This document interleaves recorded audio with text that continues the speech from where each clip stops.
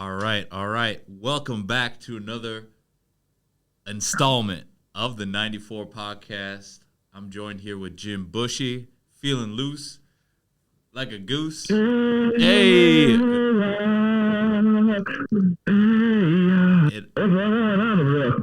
And I'm Brooke Edel here on the 94 podcast. Really excited to be back here. Jim, what's up? What's good? What's new? Not much. It's week 3 of trying to figure stuff out with the car. The San Francisco 49ers coming to town. We just had state football finals, and that is now over, and it brings me sad because for new-wise, I actually have to do work now. Right, the prep football season's over. Locally, congrats to the Maple Grove Crimson. They were able to win Class 6A. And yeah, definitely what a season it was for Maple Grove. Also want to give a quick shout out to Coach Chauncey Williams-Bearfield and the Hopkins Royals. A great season by them as well. But yeah, that's what it is. Right now, it's right before feast week, before we get into the Thanksgiving break. And while you're enjoying your turkey, watching us here on CCX, we definitely want to say how thankful we are to be here in front of you, our audience, talking about some fun things here on the 94 podcast, whether it be sports, current events, or just anything that brings some joy to everybody that is tuning in. But yeah, like you said, that you're kind of adjusting right now to all the new changes and not having a car. So tell me a little bit about that. Are you Ubering in some cases? Are you're telling me that your uncle does live close by? So yeah, so I'm borrowing my uncle's car. If I want to go somewhere, I can just ask him about it. It seems like to go through everything and just don't. I'm not gonna go through a lot of details because people listen. They don't care, but they want to listen to our opinions, both my terrible takes on sports. Definitely do everything wrong, and I want. But having a car, not having a car stinks. But luckily, I'm still able to get around and go to work and do everything. Awesome. That's what we love to hear. You're maintaining and you're grinding. That's what's up. But we got so much to cover. We'll get right into it. College football, huge weekend for the Minnesota Gophers. They're going to be hosting the Penn State Nittany Lions. Number 4 is going to be visiting TCF Bank or Huntington Bank. So that will be a juiced up crowd. It would have been an even bigger game if the Gophers were able to take care of Rutgers on the road. Obviously, they didn't. But they come in unranked, but they still have a chance to knock off number 4. What do you think of the Big Ten so far this year? They got number 1 Oregon. They got number 2 Ohio State. And that was a classic matchup that happened earlier in the season. And that might be a rematch that we may get in the Big Ten championship game. Then that would be iconic. And then we did mention Penn State, number 4.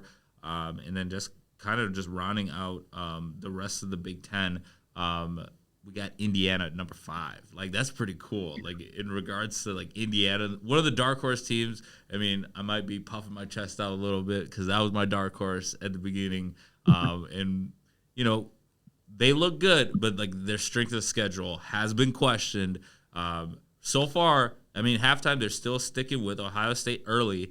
14-7, so we'll see what Indiana has in store for the second half at the Horseshoe. But still, regardless, what a great season for the Big Ten's debut of all those teams. Remember, it was no longer the Big Ten. They might as well be the Big 20 now. Yeah.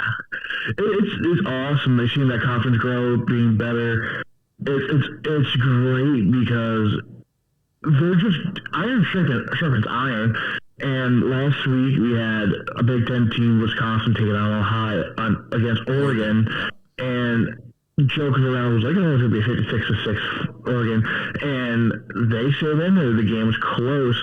Looking around, all these games are like 2 or 3 score games. Like it's hard to like not this this this place because well yeah any team can beat any team. It's awesome. Exactly. I mean, if you saw the clip before the fourth quarter, obviously this is a tradition for Wisconsin Badgers, and I got some Wisconsin Badger fans that I work closely with and really good friends, and that's their tradition is to jump around in the fourth quarter, and what we were able to see is that Oregon was kind of using that energy even while they were losing, and then the whole sideline was getting into the song, getting into the atmosphere, getting into the tradition that is at Camp Randall, jump around.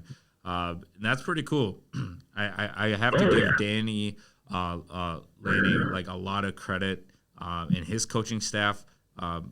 Being able to have that reverse psychology of just like, hey, we may be down, but we're not out.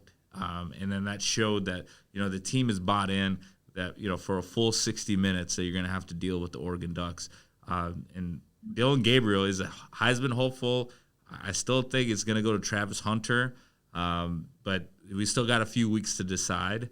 But right now I would say the front runner is Travis Hunter, but Dylan Gabriel is giving everything that he can in regards to a perfect season. And that resume is getting better by the day. I mean, they do still have some work to do in regards to the Big Ten because the Big Ten is not settled yet. Because I'm sure Ohio State, Indiana, Penn State, all the teams that we mentioned in the Open, they have something to say about Oregon winning the Big Ten. But getting back into this week, this is just going to be just an exciting layout in regards to what we saw on Oregon surviving Wisconsin. And I mean, it's just been fun football in the Big Ten because anybody can beat anybody. 100%. Like you have anyone beat anyone. You have number two Ohio State now leading Indiana 21-7. You have, and I just put up the scores here, and I got a close game over it actually. That's a shocker.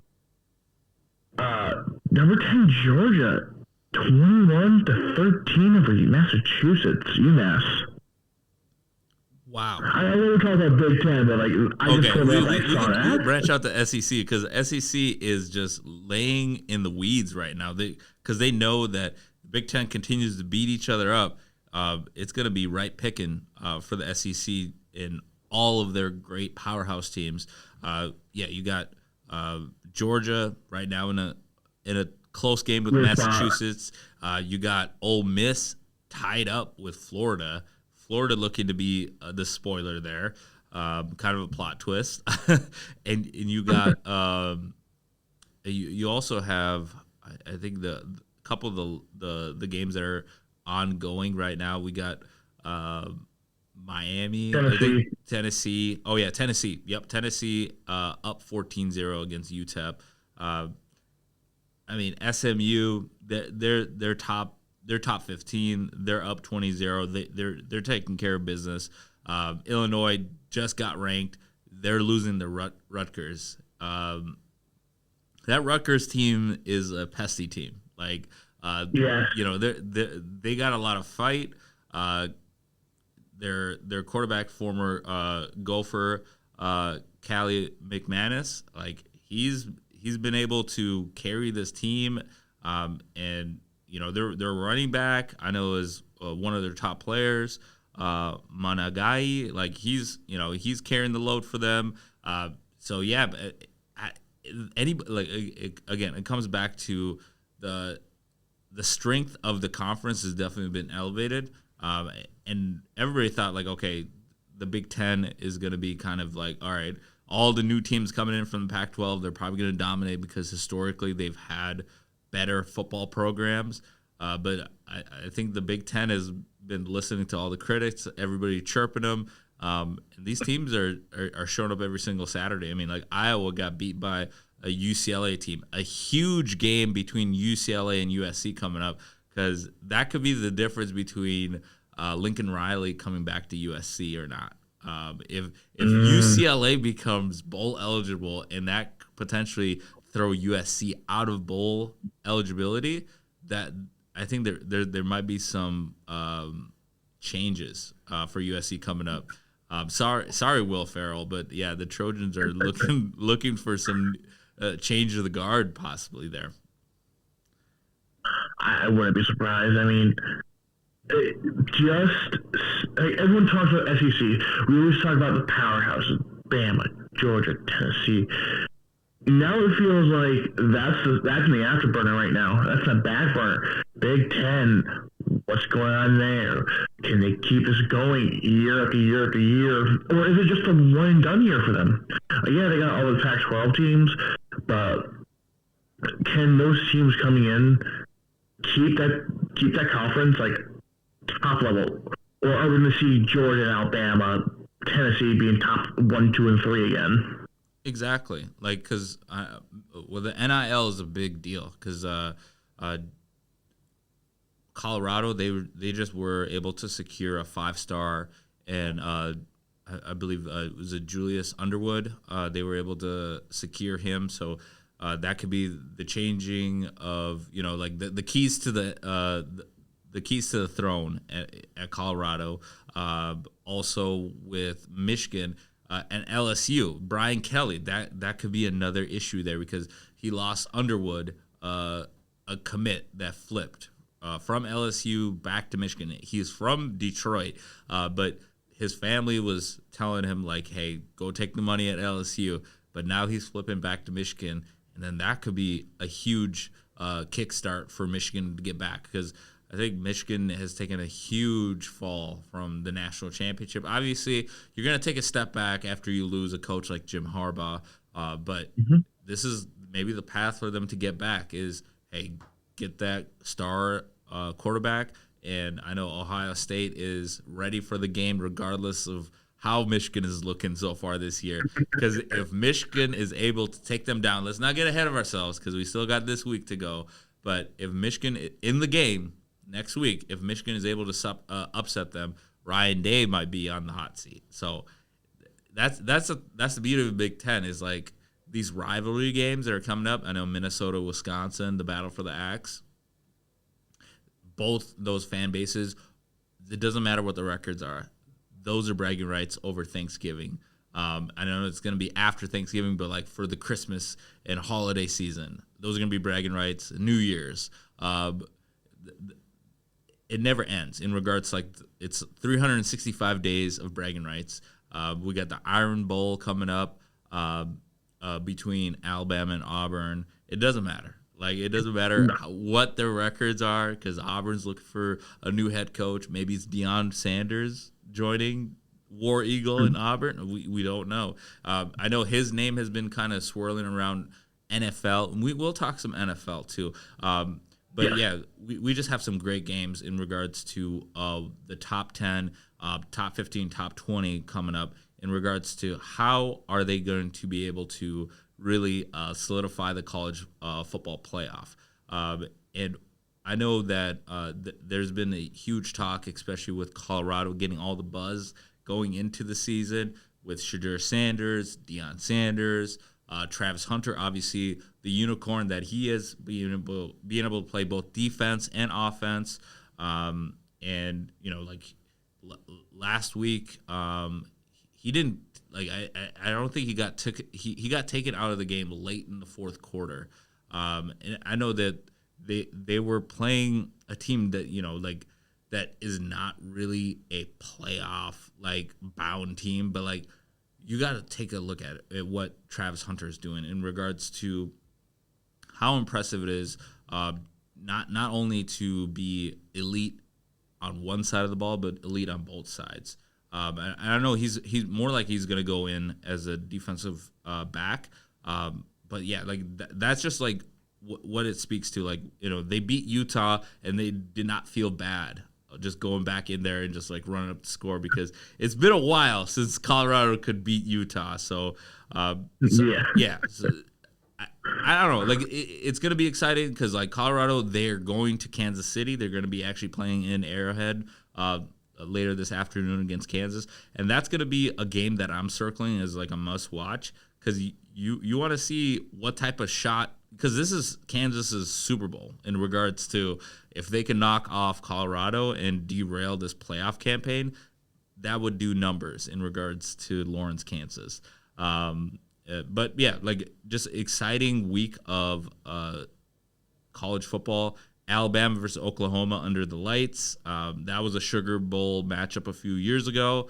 But yeah, just really excited to really unveil the rest of this college football season and finally get to unwrap the college football playoff. That's like the gift underneath the tree. So now I'm just asking you this question. Sure. And I'll probably be asking you this question until the end of the season. Are you currently happy with the seedings? Right now, okay. Go ahead. Finish the question. So as everyone knows, seedings change week in, week out. If the season were to end today, like today's the last game of the season, and nothing changes, are you happy with it? Okay. I would not be happy, just to be completely honest, in regards to I want to see Colorado in there. Like I'm biased on that, but I definitely want to see Colorado because I think it would do the sport favors in regards to you're getting more eyeballs on it. Like nothing against BYU, but I feel like if we're able to get Colorado instead of BYU, I think that's a plus. But like looking at the seedings right now, I know we were texting back and forth. You did text me the picture of the current rankings. And the top 4 right now is follows: is Oregon, number 1, deservedly so, the only undefeated team. Number 2, we have Texas at 9-1. Then you have Miami 9-1, and then Boise State at 9-1. All those teams get that automatic bye. And then we move into number 5 in Ohio State. Ohio State in a tough game right now against Indiana. We'll see if that holds. And then their matchup would be against number 12 BYU. So BYU would be the last team in. And then number 8 would be Notre Dame going up against Alabama. And obviously that could change. But that would be a great matchup. We've seen this before when Notre Dame plays an SEC team and gets blown out. And I hope that is not the case in regards to this college football playoff, because that would definitely be like, all right, we're just adding games at this point. We're not really seeing any type of change in competitive is it getting closer in regards to the level of play? But we'll see. We'll see in regards to how Notre Dame takes care of the regular season schedule. They do have a huge game against undefeated Army coming up this afternoon. And then we have Penn State and Georgia, 6-11. Penn State is 6. Georgia's in at 11. I know there's some controversy there in regards to Georgia possibly being left out. And also Indiana, 10-0, the lowest seed for an undefeated team, but understandable. In regards to the strength of schedule, playing a tough Ole Miss team that has already beaten Georgia. So a lot to see in regards to how this all shakes out. And the first 2 teams that are out right now that we're seeing is number 11, Tennessee, and number 13, SMU, that we did talk about earlier in the pod. So, there's still a lot of moving pieces. So, I would not be excited to see this bracket play out, but it's still... We still have time, Jim. We still have time. Yes. See, I don't care about the SEC as much as my girlfriend wants me to care about Bama. They're not my team. I'll root for them. I tell her this all the time. I will root for them. I will cheer for them until they play Notre Dame. Notre Dame is my team through and through. So if I'm singing next week, that's probably the reason why I said this. Right. No. No, I'm sorry. I use Alabama when they're not playing Notre Dame. But, there's plenty of weeks left. But, You gotta win your games if you want to make the playoffs. So yeah, the controversy of this team can't make it, this team could make it, this team possibly can't. Win your games. Win your games. When Georgia loses to Ole Miss and they drop that bar and people are freaking out, win your games. Simple and easy. Win your games. Control your destiny by winning your games, right? Don't leave it to a conference room in a 5-star hotel where they're ordering out PF Chang's for the weekend while they're taking a look at all these games. No, like you got to win the games. You take care of business and you don't worry about that. If your play, if the film that's out there on your team shows that you're able to win those big games, your resume should speak for itself, and there shouldn't be any whining in regards to where the chips fall for this, because they did expand it. I mean, it was like a Final Four before, so like, hey, yeah. Honestly, I think that was the best thing, because now teams can't say they get screwed out if they win their conference. Right. Teams can't get screwed out, which I accept, plus revenues there and blah blah blah blah blah. But you gotta control your destiny. It's in any sport. You have to win those games. You can't leave it to another team. You can't leave it to people picking it. You can't leave it to chance. You gotta control your destiny. So win your damn games. Exactly. Win your damn games. Amen. I love that. You get a shirt. Win your damn games. I'm cool with that. We get that. Win your damn games. Oh, 94. That's a trademark. That's a trademark. The road to victory. The road to a championship.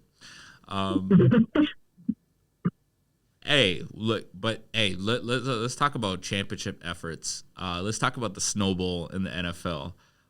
Wow, Jameson Winston, former national champion for Florida State. It feels like such a long time ago for that program, but also a Heisman winner. But he put up a fantastic effort against the Pittsburgh Steelers. Wow. Like I'm almost speechless in regards to Jameson Winston, and he never ceases to amaze me. That was an amazing game to watch. I wish I was there. I told you that. James Winston, he showed up. He said, "Hey, look at me. I'm a baller. I can still play this game though." And he has it in him. Is he starter quarterback? Maybe not this late in his career. Maybe he's that backup you need to come in midway through the season. He'll win you some games. He'll lose you some games. Oh, man, that was... I don't know how people saw, or the players were able to watch feel where anything was, because that was... I loved it. I loved it. I loved it. It was a beautiful... And this game right here, it says, you do not need a dome. This is football weather. Like Jameson Winston said, the horse is preparing for battle, but victory comes from the Lord. And like, if you don't get like ready to like run through a brick wall for this guy, and I believe it when he says I'm the most competitive person in this room, because it doesn't matter what the setting is. He's so locked in to play football and like give it his all, like 100%. He's not holding back, and he's such a great team guy. And I feel like the Cleveland Browns definitely found a gem in regards to just saving their season in regards to like making it watchable again. Because early on with Deshaun Watson, that offense struggled. It was sputtering. They were not finishing off drives. There was no real juice when the offense was on the field. Now you see it with Jerry Jeudy, Nick Chubb, David Njoku. You just see the offensive line. they're going that much more harder because of Jameis Winston and what he was able to do in the snow and the elements. I know Pittsburgh had to play in the elements too, so I'm not discrediting what Russell Wilson, Mr. Unlimited, was doing, but they were not able to stop Jameis Winston and the Cleveland Browns from marching down and winning such a cool game in regards to the setting. Like it started with no snow, and then you realize that there was going to be snow, and Jameis Winston, he plays the game with the joy of a kid in a backyard. Like in regards to like he is there for the sport and the pure love of the game. And I don't think that you don't see that too often, especially on the professional level where it is a business. But I feel like Jameis Winston truly has found his calling in life in regards to being an NFL quarterback. So I'm really happy that his career is getting another resurgence, or it's like a phoenix coming back to life in regards to his career. So I'm really happy that what he was able to do on Thursday night, that was cool. That was a cool moment. NFL films, that slow motion, him tumbling in the end zone, and then his communicative piece coming out, and then on the 2-point conversion, it's like it's going in front of his eyes, and he still throws a dart to Njoku for the 2-point conversion. But just awesome. That's the one thing, like, you don't really see that anymore in any professional sports. Like, yes, you see it in, like, the young kids, you see it in, like, the new people coming in. Like, this is a sport I love to play, but when you get older, like, I gotta call it work now, this is work, this is not fun. Just seeing him have fun, and I don't know if I saw on social media, like, his interview he had the second, like, the person mentioned snow, he lit up like a Christmas tree. That is like, yes, I would go Jameis Winston's jersey right now. Like, that literally made me a fan of the Browns. Him with that, because you could tell he was so passionate about it. He was like, yes, I'm so excited. And like, oh my gosh, it actually makes me want to get his jersey for the Browns.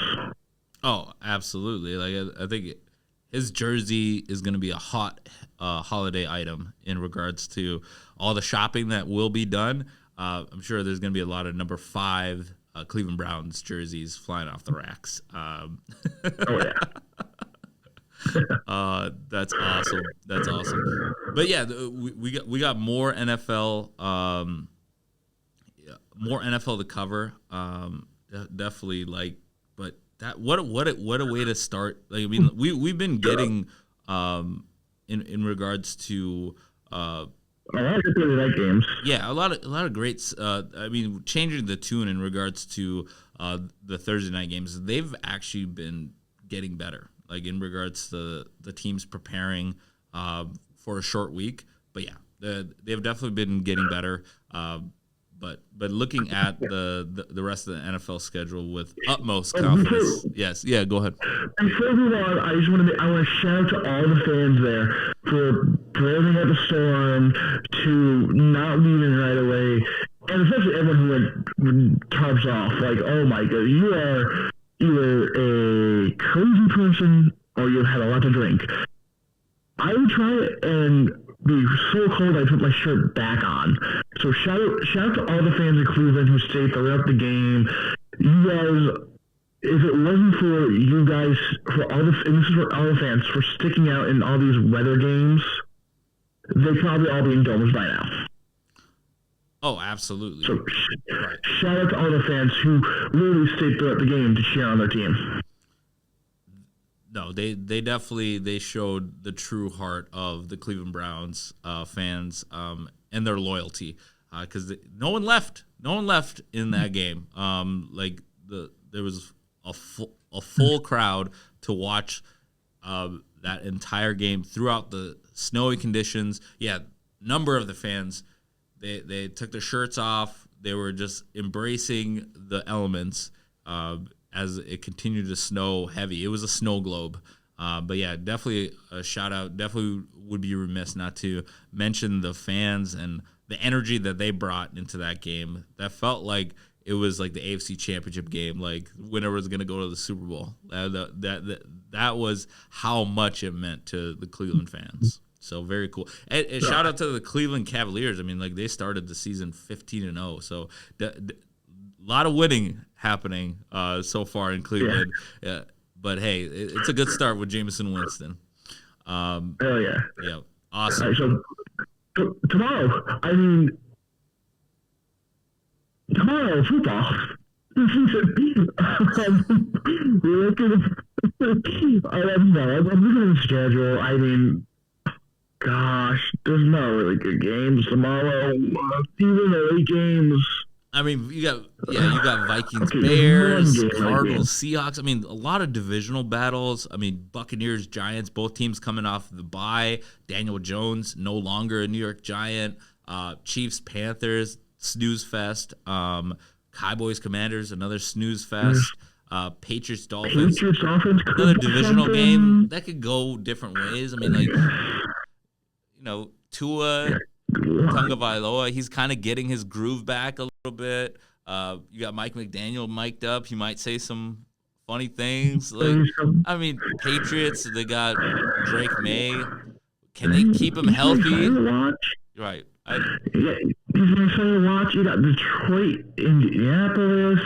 I mean, Detroit's just been on a roll the past, 2-3 weeks in a row. You go to the late games. The game of the week was supposed to be the Packers-Niners. Probably comes a rematch of last year's NFC Championship divisional. No Brock Purdy though.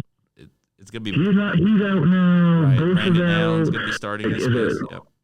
Eagles Rams. Eagles Rams. I mean, that's probably I think the game to watch should be the Cardinals Seahawks game. That's gonna be a fun one to watch. Okay. Yeah, that's going to be a good game. I'll give you that. That's going to be back and forth. It's in Seattle.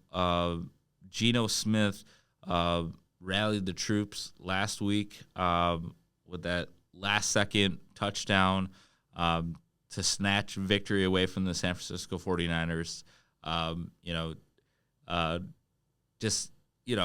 What a game for Seattle. And again, Seattle, we talked about this. They're a team that you can't really figure out how they're going to show up week to week, whether their defense is going to be able to keep them in a game, whether their offense is able to make those big plays to extend drives and finish off drives. But yeah, Geno Smith, he did not let up in regards to getting his get back, because I know this means so much for them to be able to knock off San Francisco, because San Francisco was able to go into I believe is it CenturyLink Stadium, whatever they call it in regards to Seattle. Yeah. But they were able to go into Seattle, knock them off on Thursday Night Football back in Week 6. So this was a revenge game. I know both those teams do not like each other. Same with the fan bases; they don't like each other. So that was a juiced up game and some intensity in the AFC West. We talked about this with Arizona leading the way. Another huge game for Kyler Murray and his legacy with the Arizona Cardinals, and whether he's able to be the guy with Marvin Harrison Jr. I like Arizona in what they're doing. They're playing good defense. They're giving their team opportunities. As long as they can minimize the mistakes, they have a really good chance to win this game and win the division. Because I don't know if the 49ers, they're just kind of getting all the worst luck right now in regards to the injury bug. Now it's hit their quarterback, and I don't know. I don't see them surviving a game in Green Bay without their starting quarterback. Yeah, they're playing the journeyman. He is I'm looking at tickets now, and from 2 days ago, they have dropped significantly. So the cheapest ticket for one standing room is $155. Once you get past that, you got like $188. I mean, this used to be like a $285, $250 ticket. Second that Purdy without drops $100. Oh yeah, with no Brock Purdy, like I'm sure tickets are on the cheap, on the low. Uh, Yeah. yeah. The Niners definitely run the ball. That's going to be their key. Their key to at least making this a game.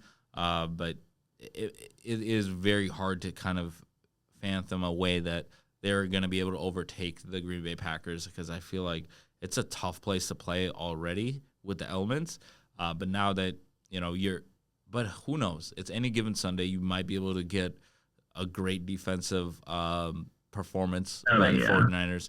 I'm hopeful on that, but like I feel confident in saying the Green Bay Packers, this is a game that if they lose, I don't think that they're making the playoffs.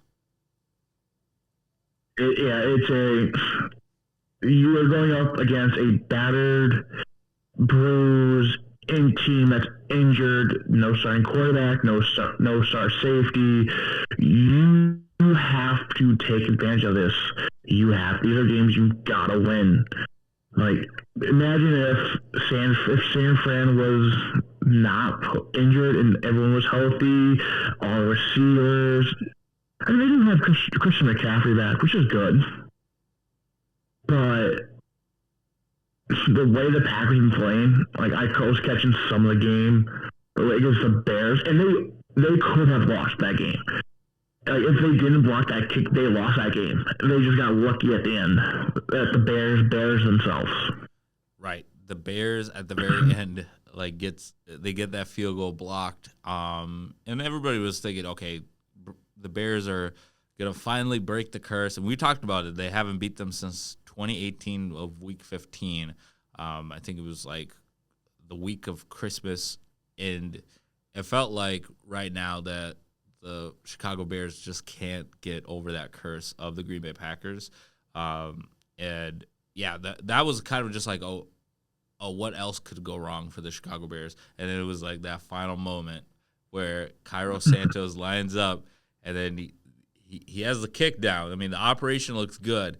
And then the defensive line just overpowers the offensive line there on special teams, and they get that blocked kick. It was almost kind of just like, all right, they basically just ripped out any hope for any Chicago kind of resurgence for this year. I mean, you drop 4-6.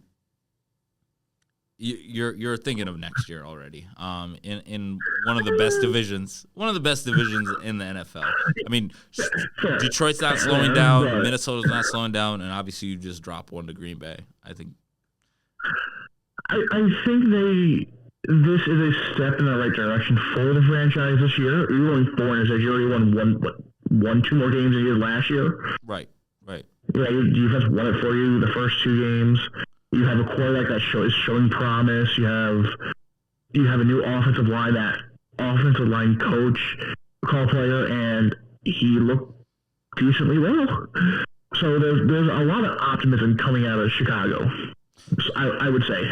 Yeah, like maybe go 500, get to 500 first, then we'll talk about next year. But go 500 first. Okay. Like, I'm not saying it's all bad, but I'm just saying, like, it's just a crushing defeat in regards to who you lose to. Yeah. And knowing that rivalry, Chicago and Green Bay, that's the top rivalry in the NFC North.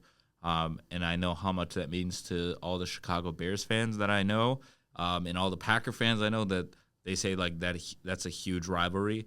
And coming back to it, like, Matt Eberflus, like, he's a Hail Mary and a blocked field goal from being 6-4. Yeah. And we're having a different conversation. We're looking at them like, hey, maybe they could sneak in as a possible wild card. And then Caleb Williams is being talked about as potential rookie of the year. But right now, the rookie of the year conversation has definitely shifted from Jaden Daniels to possibly Bo Nix, because what we saw with Jaden Daniels, we'll see if he bounces back against Dallas in a favorable matchup this week. But Bo Nix has definitely turned it on in regards to his argument for Rookie of the Year. And I feel like Caleb Williams definitely needs to revamp what he's been able to do in regards to the offensive side, being able to finish drives with touchdowns, not field goals. But it's a good step in the right direction because he passed for like the most yards in almost a month this past week without having Shane Waldron as his offensive coordinator. So we'll see on Sunday in regards to what Caleb Williams is able to do with all the weapons that they did surround him with. But it still comes back down to the offensive line and whether the Chicago Bears are able to give him enough time to make those throws. But yeah, let's get back into it. Some of the matchups for the Vikings that we're seeing. Sam Darnold, he was questionable, but then he got changed from questionable back to active and healthy. What are the outlooks for Sam Darnold in this game in the Windy City at Soldier Field? Can you go back to week 1, 2, and 3, Darnold, and not be the past 3 weeks, Darnold, please? I think that's the big key here is him. Who are we going to get? Are we going to get the gunslinger, or are we going to get the what the hell are you doing? Why are you throwing that ball? Why are you forcing it? Why are you doing this? Because I will tell you this, the Vikings did not win that game last week. They should have lost if it wasn't for penalties. Like, I don't know if you were watching it, but like a load of penalties against Tennessee. Some of them, like, they're like, what are you calling? And I really sat there and I was like, dude, I feel bad for Tennessee right now. That game could have been Tennessee's third win of the season. They did not play well. The defense played well. The offense, Darnold, make those passes. You can't stutter. I'm glad we got into the end zone, but man, we got lucky. That's definition of luck. What I see. Okay. I feel like Darnold did play better. I mean, he played his worst game of the year against Jacksonville. But yeah, like I would say like he did play better. He was able to complete 20 out of the 32 attempts, and then he was getting 2 touchdowns, but he did avoid the interceptions last week. So that was a good. I mean, after throwing a hat trick of interceptions against Jacksonville, and that fumble early, that was kind of like, uh-oh, here we go again. What's happening? But I did rewatch the game. Like there was some calls I would agree. Like that bang play with Jordan Addison on 4th and goal, that was a gift. Like when you first look at it live, it looks like it did hit his helmet. But I think when you slow it down, it looked like that looked like that could have been like a hit to the chest. But I think the NFL is definitely they want to clean up those plays. So I understand why there was a flag. But the Tennessee coach, Brian Callahan, he didn't do himself any favors by freaking out. He crashed out. Like, as the kids would say, he crashed out on the sideline. And, I think he would have had more of a benefit of the doubt if he didn't react the way that he did. And then on top of that, there was another 15-yard penalty, so that moved it even closer. So at that point, it was just like, all right, it was inevitable. The Vikings were going to score a touchdown, and then that was a huge turning point because if they stop them there, I think Tennessee, they have an opportunity to tie the game before half, and that's huge in regards to instead of going down, I think at the time it was 10-3, so they go down 17-3. And then what happens in the second half is they get that huge 95-yard touchdown with Will Levis connecting with Westbrook Akine on a huge splash play where you're just looking at this as like, okay, are the Vikings going to be able to hold on to this? Because things were getting interesting the way that they were covering the receivers. Like, I mean, Calvin Ridley, he was getting open. There was a touchdown that got taken back. I mean, like, so there were some self-inflicted wounds because Will Levis, he was still throwing the ball. I mean, he was delivering dimes in the second half. I'm not going to say that they didn't play well enough to at least upset the Vikings, but there were still some self-inflicted wounds where I feel like Tennessee didn't rise to the occasion to really pull it off. And we've seen this with Tennessee. They're a fringe team where, if you give them opportunities, they will capitalize, but the Vikings made enough plays. I really like what Justin Jefferson was able to add, and then also Jordan Addison being able to score early. I think that shifted the narrative of like, okay, now we can get into the end zone. Let's see what we can do in regards to the rest of the game. But yeah, big props to the defense. Defense won another game. Yeah, I do not want to see any more suicide balls thrown by Donald. I don't know if you noticed this lately, but he throws it between two players, and the second the receiver catches, he is crunched. Like, dude, please. I understand you want to get the first down. I understand that, hey, it's Justin Jefferson. It's Jordan Addison. But, dude, think about the long term. We don't need these guys getting hurt. We don't need these guys to retire because of an injury.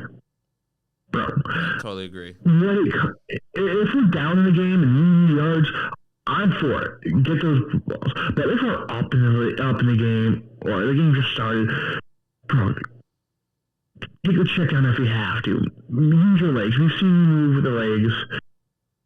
I mean, yes. I can't tell them what to do.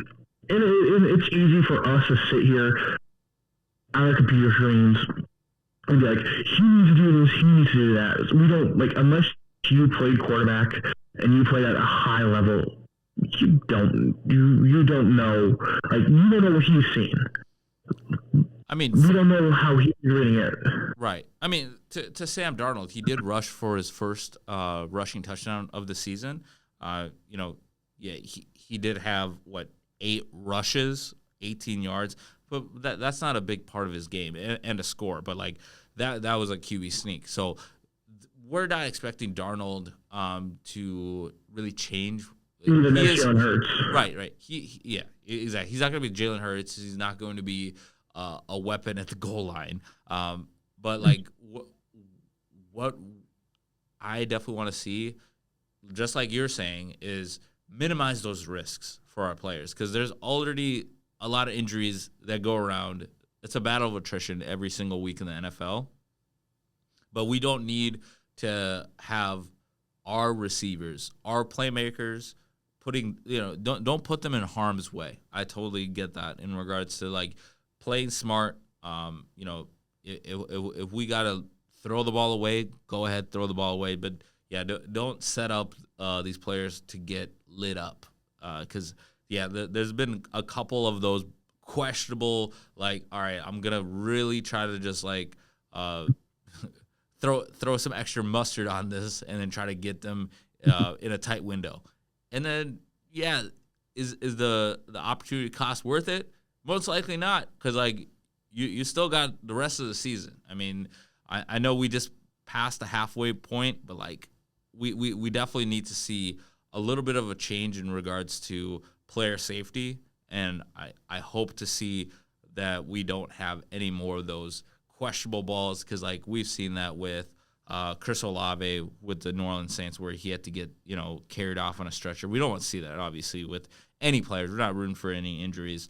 But yeah, I totally get the sentiment of just being smart with the football, not putting your own players at risk. But yeah, shifting gears here, what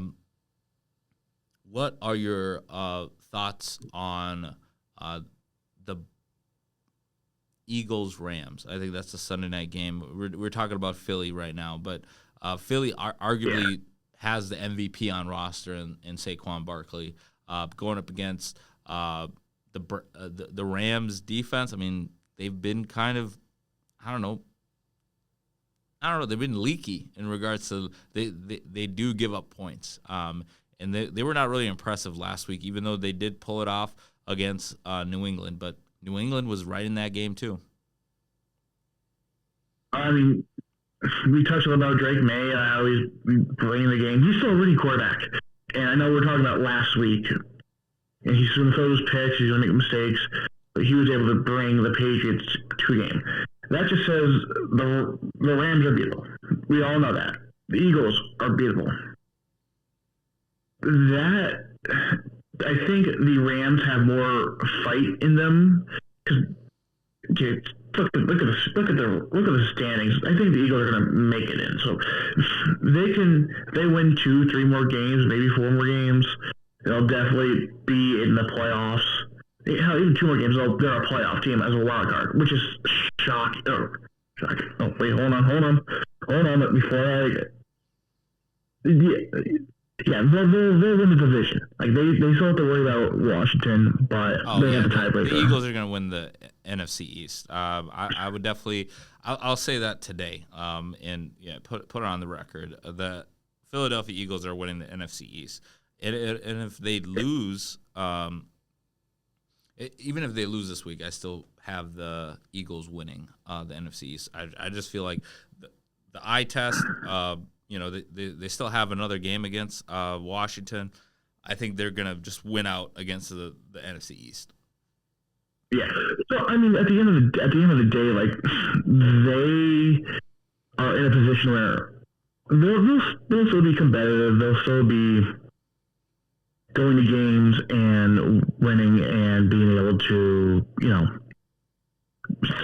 dominate teams.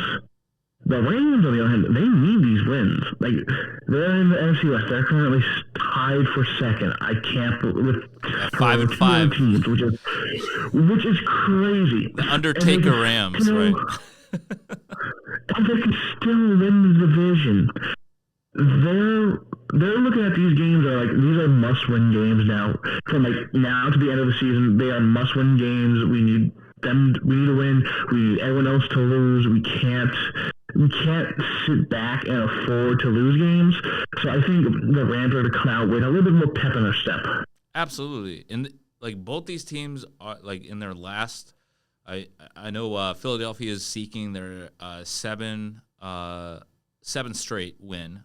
So they're currently riding a 6-game winning streak, and the LA Rams are coming off of obviously winning last week, but 4 of their last 5. They've been able to come away with victories. So both teams have been on the plus side in regards to the last month plus.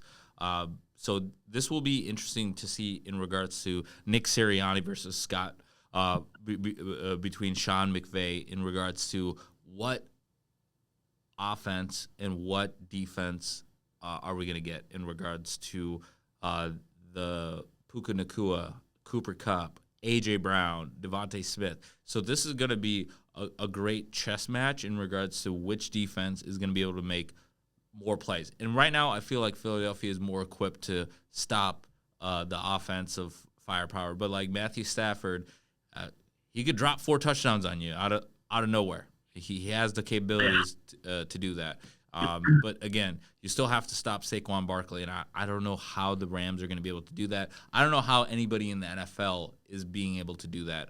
I'm really surprised in regards to Philadelphia, like in their early struggles, but like realizing you hand the ball off to 26, I think more often than not you're going to be in a good spot. But yeah, let's switch gears here in regards to Eagles Rams. A lot of great games. Ravens Chargers. That's something I think is going to be a very important game. Very, very, very important game. So both teams are in the playoff for seeding. If the playoffs were to end today, you would have Chargers going to Houston, and you have Baltimore going to Pittsburgh. Wow. Baltimore going to Pittsburgh. Yes. So this game is huge for both teams. because and LA going to Houston. Yep. Like it's you, and then this game's huge because you take this next step. You don't know what Denver's going to do. Will Denver win? Will Denver lose?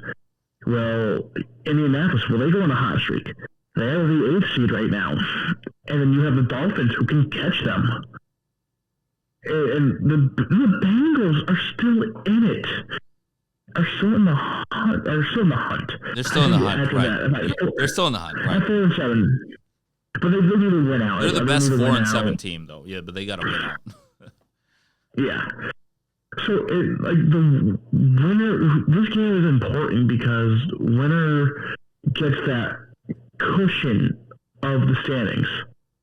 You get that. Hey, we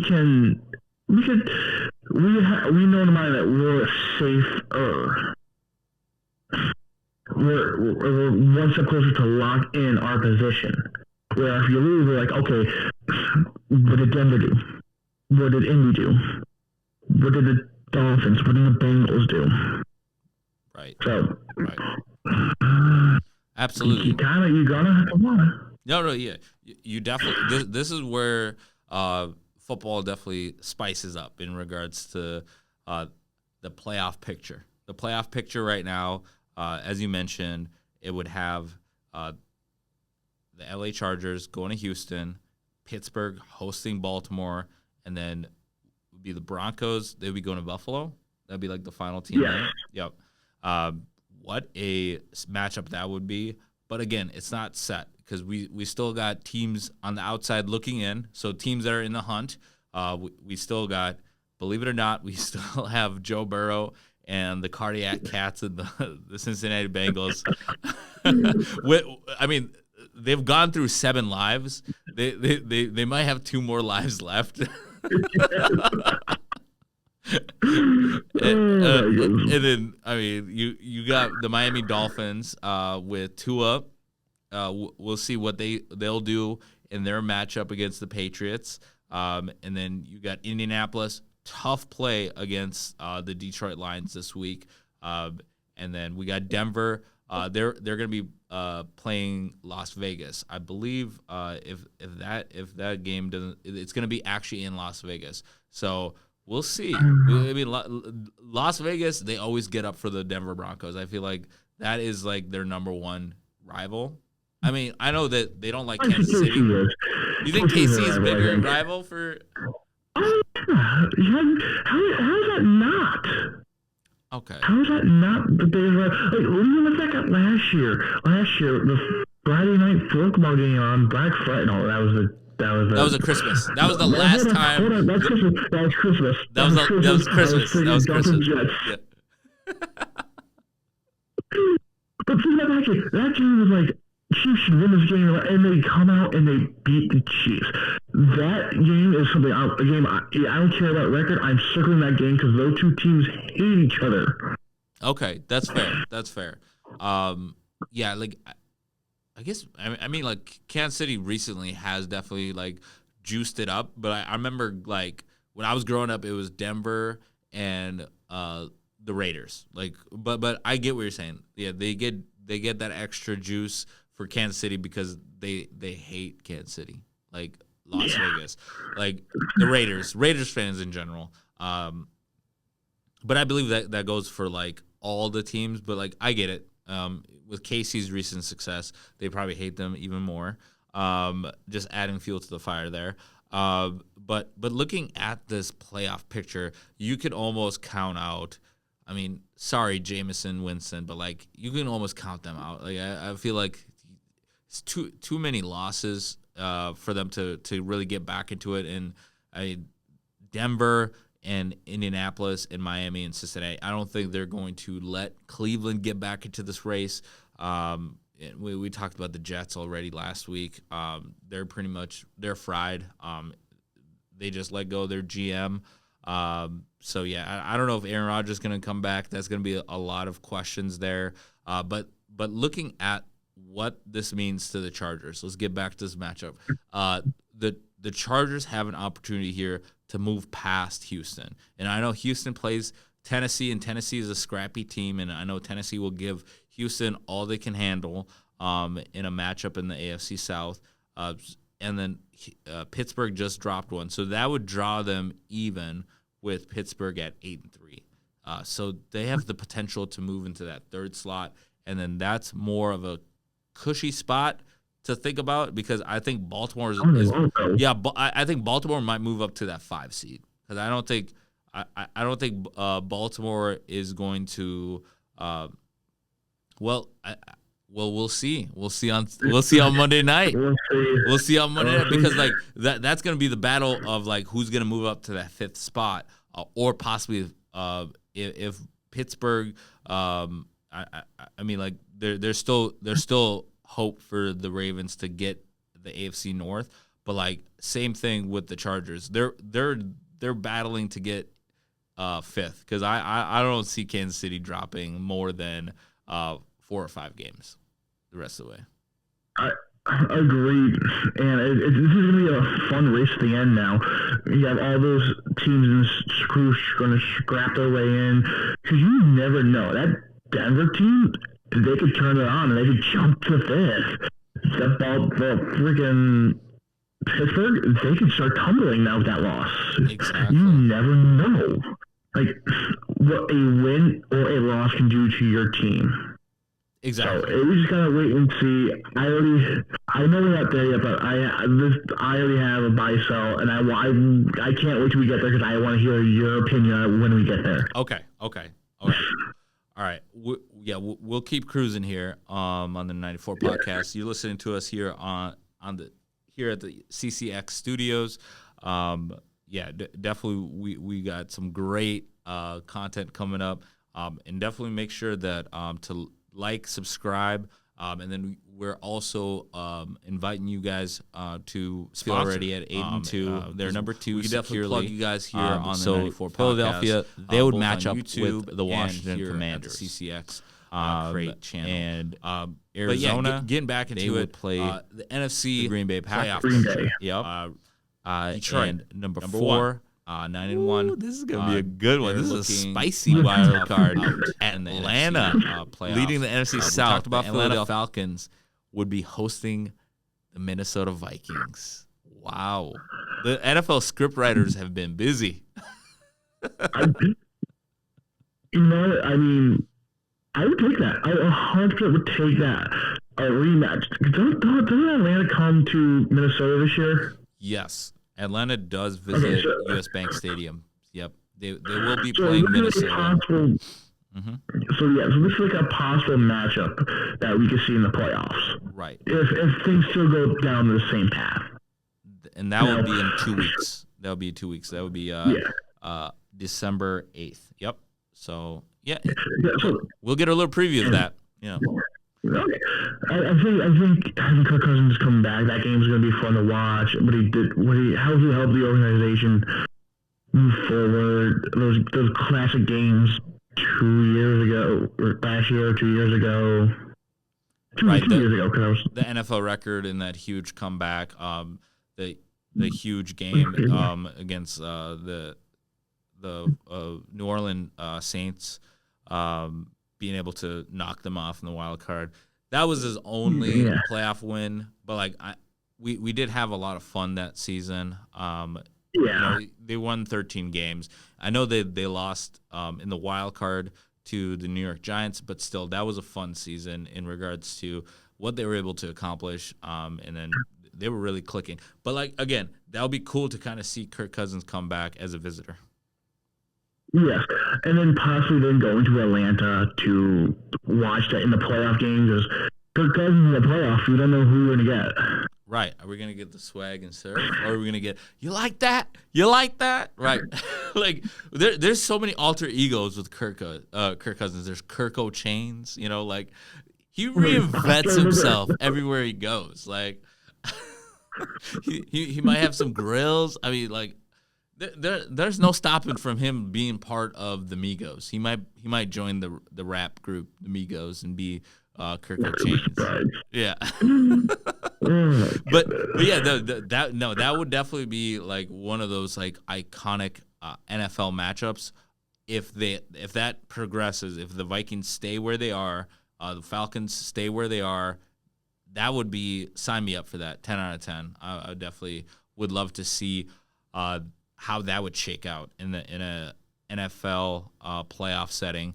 And the Mercedes Dome down in Atlanta, that is no easy picnic to win a game because it gets loud down there. It does. And they got a pass rush. They got like a NASCAR pass rush down there. But hey, it comes back down to will the real Kirk Cousins please stand up? Love it. Oh my god. But yeah. Looking at the rest of the teams that are in the hunt in the NFC, we got the LA Rams. We just talked about them. They got a huge game against the Eagles. We got the Seattle Seahawks, huge game against the Arizona Cardinals in a divisional battle. And we talked about the San Francisco 49ers, a fringe team in the hunt at 5-5. But still, the division is still within reach. They definitely need to see Brock Purdy get back. And then you got Tampa Bay, Chicago, and then maybe New Orleans. And then at that point, I'm just like, you're done. Carolina, we'll see you next year. Dallas, we'll see you next year. New York Giants, we'll see you next year. I kind of want to cut the line at 12. Like, after the Bears, I kind of want to cut there. And Saints, they started the year hot. Everyone thinks, oh, this is going to be awesome. They're going to be a contender. Right. Derek Carr, MVP candidate, right. With the remaining schedule, like, there's some time. Like, Tampa could come back. Chicago could figure it out. Like Seattle, San Fran, LA, the Rams, they all can make the playoffs. Like they don't need to be in a wild card. They're not fighting for a wild card spot. They're fighting for the division. Right. You look at Tampa Bay, you have to go for the division, but you could probably sneak in. I mean, you would need the Commanders to lose out. Same with Chicago. But I think if Chicago were to run the table, they'll probably get in division-wise because they'll have a decent division record. Like they would go like what 1-1. No, they would go 5-1 if they won out. Right, they got the Vikings 2 times, so they play them this week. They got the Lions, twice. They got the Lions twice. And then they got the Packers one more time. Yep. And yeah, I mean, they have a chance to definitely. I mean, they got a lot of. I mean, the rest of their matchups against NFC teams, the Chicago Bears. So they have an opportunity. They're mathematically they're not eliminated. There's still a roadmap for them to get back into the playoff race, but it starts this week. They got to be able to take care of Sam Darnold, Justin Jefferson, Aaron Jones, Harrison Smith, Jonathan Grenard. They have to stop all that. That's a tall task for Caleb Williams in his rookie season, nonetheless. There's so much. I mean, they have a great defense, so I definitely respect the Chicago Bears in regards to their ability to play defense. With Jalen Johnson and the way that they're able to get after the quarterback, I think that is kind of overlooked because of all the offensive struggles.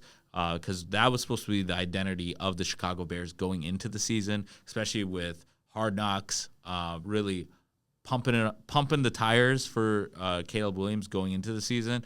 I didn't expect the offense to struggle as much as it did, but we're at this point right now. You know, we can only control the future. We can't do anything about the past. Oh yeah. Just win your damn games. Just win your damn game. Oh my gosh, I love it. Okay, so we can merge into. Or before we go into that, what are your thoughts on this in regards to Jamar Chase? I don't know if you saw his touchdown celebration, and there's potential that this was an advertisement or it was like a spot for Dude Wipes. Because I don't know if he saw the celebration. He scores, he puts the football on the ground, he grabs his towel, and then he does a quick dude wipe, like in regards to the football. I know that it's just like, it's beyond me, but it's like, that's something that I just looked at. It's like, okay, is this what the future of these NFL celebrations is going to turn into? Is just basically a YouTube ad showing up in the middle of a game? I hope not. I mean, you're getting paid millions and millions and millions of dollars. Do you really, if they want to take the money and make an ad, great. Make the ad itself. Sure. But if you're a fan watching at home, if you're a fan at the game, you don't want to watch ads. No one wants to watch ads. That's why they have YouTube Premium. That's why they have Netflix charges you out your butt to watch that ads. Right. No one wants ads. What's gonna happen next is like after there's a touchdown, they're gonna like measure the goalpost, and it's gonna be like an ad from like Home Depot or like Lowe's. Like, okay, what's next? We'll sign out from behind somewhere. Get a ladder, right? What were you saying? What were you saying?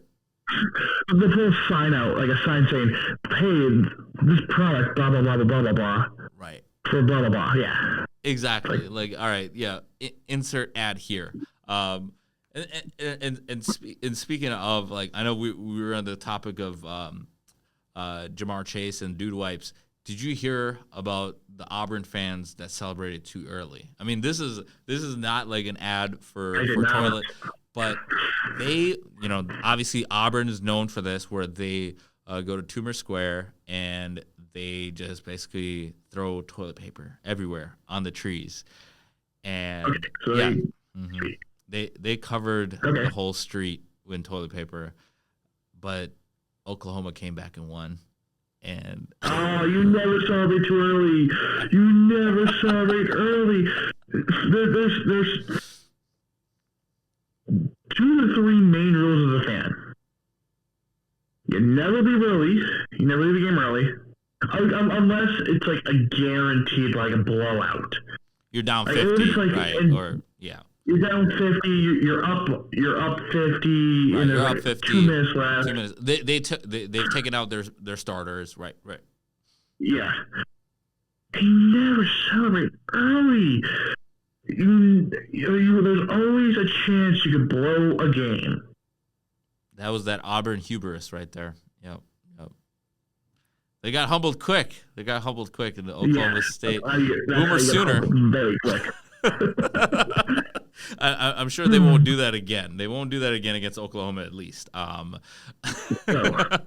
Lesson learned for Auburn, and a tough lesson. I'm sure that cleanup would have sucked. But yeah, let's go ahead and merge into the buy-sell. I know we have some great topics. The buy-sell. Okay. This could be controversial. This could not be. This could be just a talking point. This could not be. Buying or selling the NFL going to a 1-8 playoff format. So you get rid of conferences. You get rid of those conferences. You get is 1-8 or 1 through 16. Best teams make it. So it's just basically the 8 top teams only? Yes. Okay, so you get rid of conferences. It's just basically the top 8. Just so it's like college football. You get rid of like whatever happens in the division doesn't really matter. It's just you just got to win the most games. You just have to have the best record. That's it. Okay. Yes. I would be against it for the fact that I love the setup of the divisions right now and the rivalries that it creates. But like again, it would definitely have a higher level to make the playoffs. The playoffs would mean more because there's only 8 teams making it. So I can definitely see that argument. But I would be against it because I would be like, all right, well, what's the point of having any divisions at that point? We might as well just be like a round robin where we don't really have divisions. We just kind of play. We just pick our schedules at that point. It would just turn into college football, but it wouldn't be as aggressive without like the divisions. So I would be against it at first because like I would be like, all right, only 8 teams. I want to see more playoff games. That would be my only like negative reflection on that. It would definitely raise the play though. It would definitely raise the play. Oh, 100%. See, the reason I bring it up is like you have, I look at the NFC. You have Detroit, Philadelphia, 9-1, 8-2. Then you go down 3-4. You get Arizona 6-4, Atlanta 6-5, and then you go to the wild card teams. Minnesota 8-2, Green Bay 7-3, Washington 7-4. Those teams don't get a home game now. So you are now prioritizing your division more than trying to get into the game. How about this? I'll shake up the question. Division staying, but it gets changed to where the the best records get home, they get reseeded for playoffs. So the best teams get like home field advantage. Gotcha. So similar to like the NBA and the NHL, like the way that they kind of set up. I don't know. Like you could maybe speak to how the NHL is kind of set up because I know they did change a little bit. NHL. See, that's the thing is like NHL, everyone hates it. Like except for like commissioner and like business, like fans they hate it. Players they hate it because it doesn't prioritize. And I know we're jumping to a different sport here. Sure.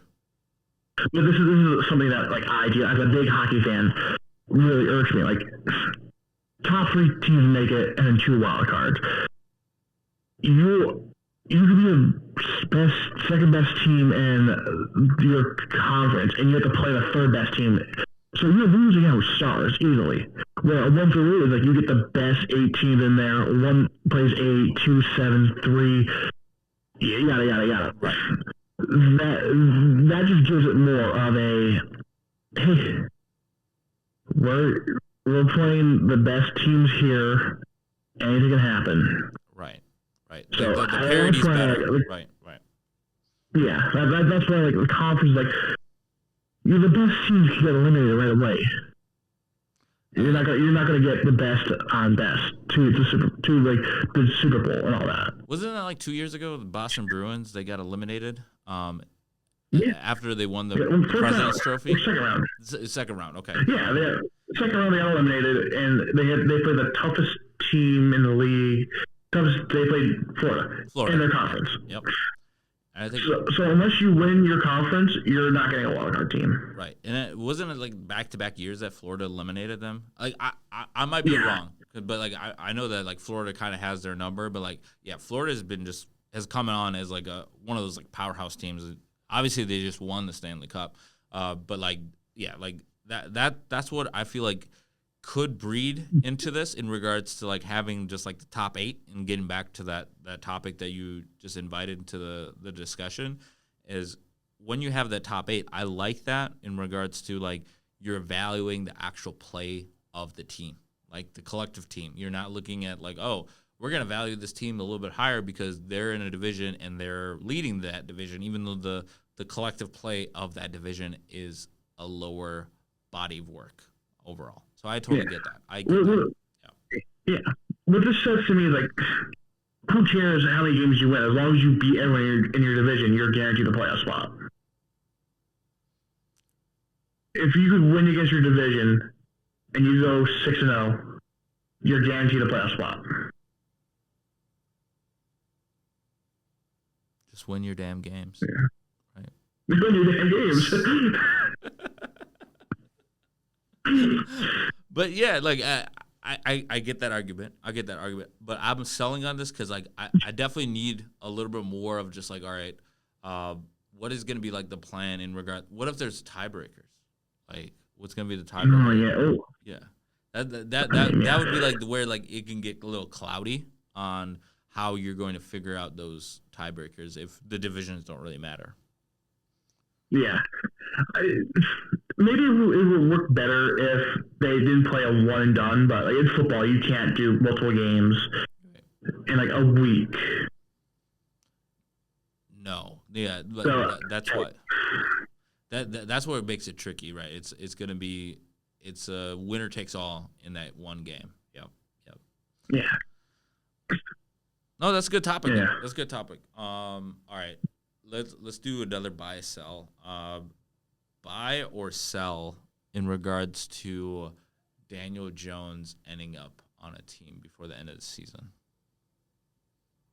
I'm buying low. I think he'll go to Jacksonville. He'll go to Carolina. He'll go to maybe Las Vegas. Like New Orleans? for the New Orleans, just to finish off the year. Will he stay there after? Probably not. I mean, he needs to find his forever home. It's tough. I mean, he did not play well in New York.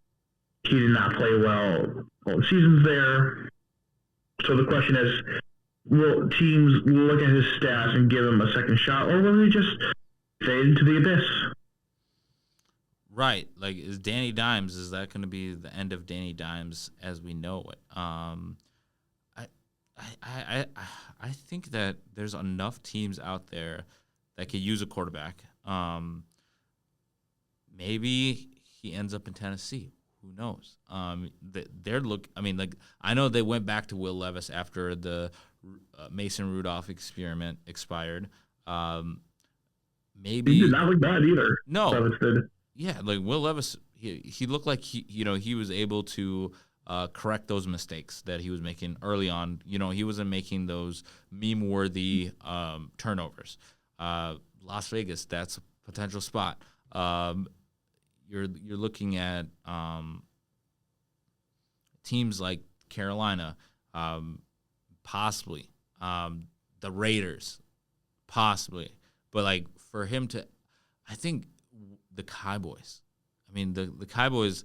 I mean if they're looking to actually secure a top pick, that wouldn't be a bad idea. Actually bringing in Daniel Jones, but again, the Cowboys are not going to do it. I don't see the Cowboys going and taking Daniel Jones because they still have Trey Lance. They have to figure out what they have in Trey Lance before they can even entertain Daniel Jones. But I'm surprised they haven't started him yet.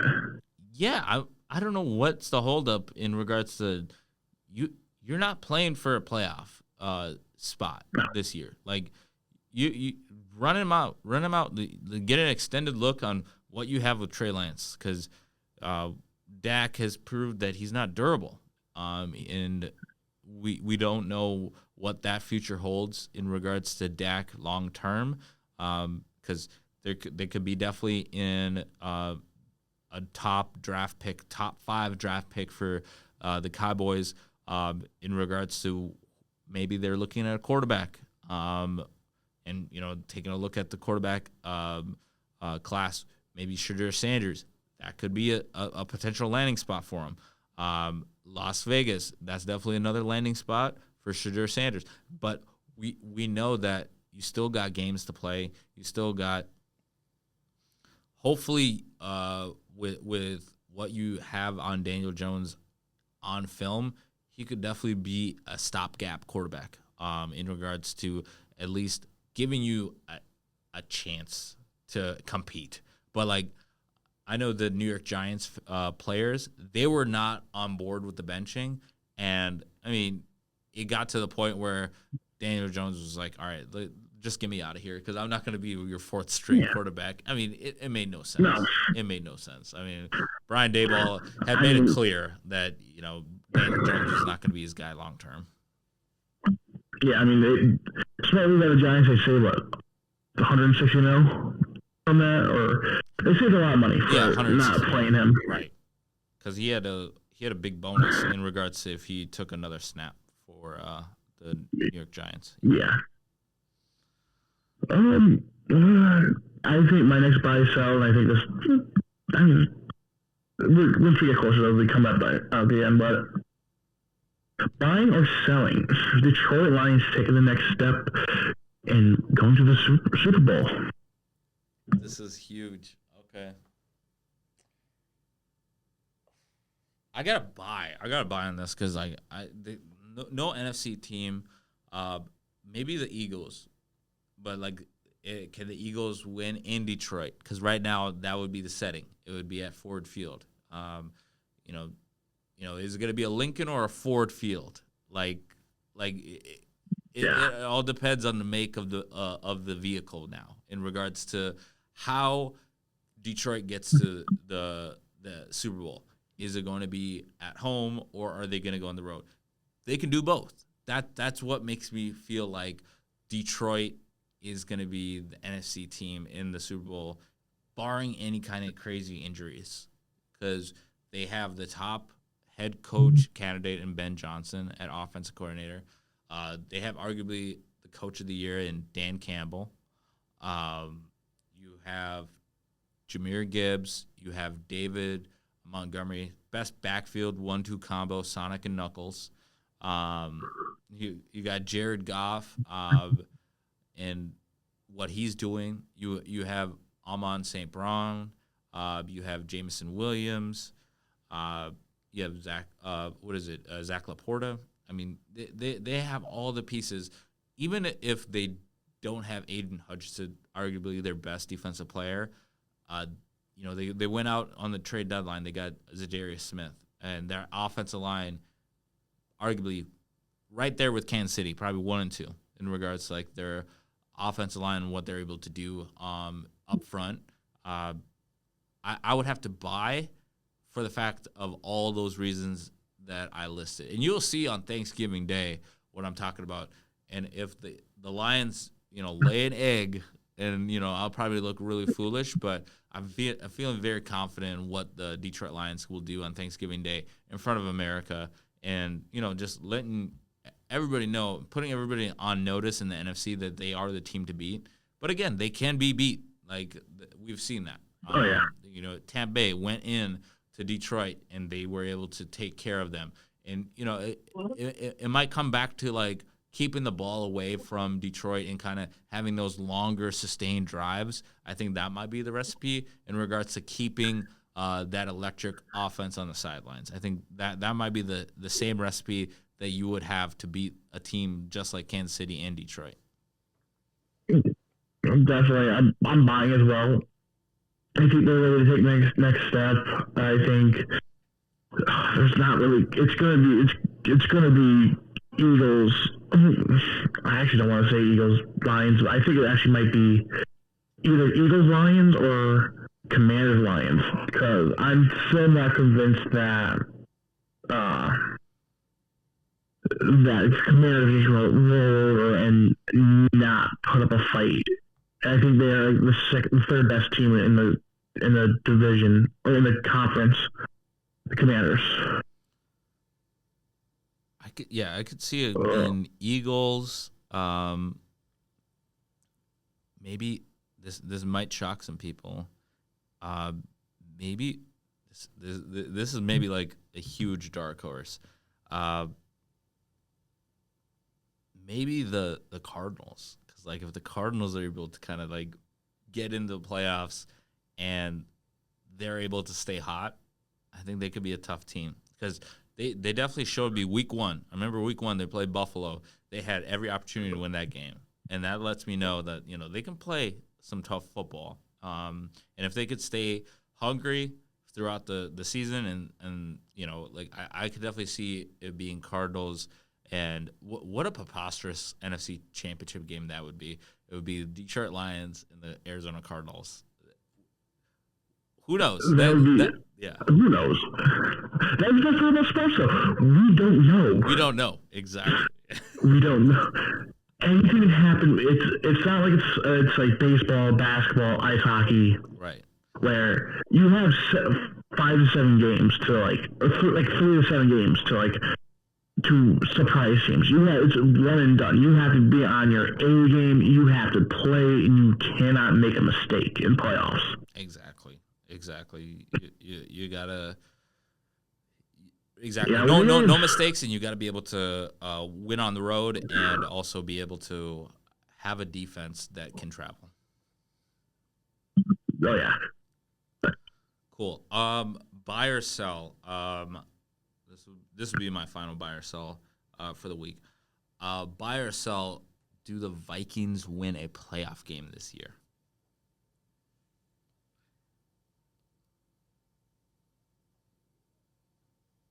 I think I'm the buy. If they continue to win, they if they can stay in the 5th seed, they can win. If they go to the 6th seed, they can win.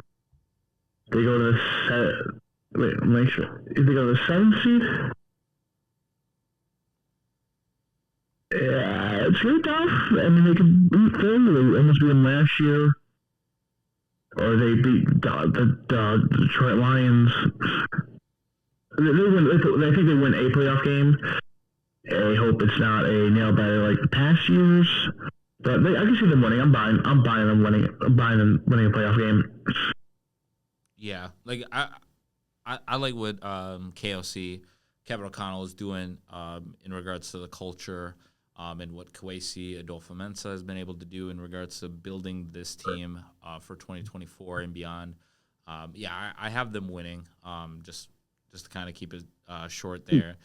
I have them winning a playoff game just for the fact that I feel like the defense has improved from last season, and even the year that the Vikings went 13-4 in the first season. So I have them winning, and then that kind of echoes back to having a defense, being able to run the ball and protect the football. That's what it comes back down to, winning these playoff games. But I got them winning. I have my last one. This just popped in my head. Buy or sell Brian Flores becoming a head coach again. He does have an ongoing lawsuit with the NFL. I think that he would get another chance. I think he would get another chance. Just because I know the NFL wants that to go away. Because that's never a good tagline. He still has an active lawsuit against the NFL. So I think the NFL wants to kind of make up and have Brian Flores back as a head coach, because I think that would be great for the sport. And I believe that, Brian Flores is ready to make those changes and really develop those interpersonal relationships, especially with the quarterback. And look what he did in Miami. Yeah, I mean, he won games. A team that was terrible and won games. Yeah, he had Tua Tagovailoa, and I know Tua has been critical of him in the past, but they won games. They won games, and he gets the most out of his talent. And who am I to say that a place like New Orleans couldn't use a Brian Flores? Obviously, I don't want to see him go to an NFC team. I would prefer he would end up with Jacksonville. With Jacksonville, right? You're funny. But yeah, in regards to just kind of wrapping this up. In regards to just watching what Brian Flores is able to do. No, that would definitely be really cool to see him, continue to definitely elevate his game. But yeah, I would definitely buy on that. I mean, I'm saying here. I mean, he has the pedigree. He knows what he's doing. I mean, it's going to be a time where Golden State better than the coach soon. I don't think so. He's going to get a coaching job again. Absolutely. All right. Let's go ahead and let's wrap it up here on the 94 podcast. This was definitely a great episode. Definitely appreciate you, Jim. Until next time. Well, before we go, Thanksgiving, I don't know about you, but I'm very thankful for you for keeping me coming back on the show. I'm glad that you haven't done anything stupid to get me kicked off. I do appreciate it every time, so thank you very much for keeping me back. Absolutely. No, we do appreciate you, Jim. And I'm very thankful for you as well, joining the 94 podcast and your contributions. Very thankful for what you do. Really appreciative of just everything that that we've been able to do and accomplish, and looking forward to what we can do for the future and beyond. And I win your damn games. Win your damn games. That's right. Until next time, this has been the 94 podcast, and we'll see you at the TOOP. We're out. We're out. I'm gonna get some sleep because I gotta work tonight. Nice. All right. Awesome, dude. Hey, great job. Yep. Yeah. Thanks. Great. It was a great show. Yeah, great show. Yep. I'll definitely we'll definitely continue this momentum. But yeah, this was a great show, man. Great job. Please, I'm gonna get some sleep. All right. Peace. See you, Jim.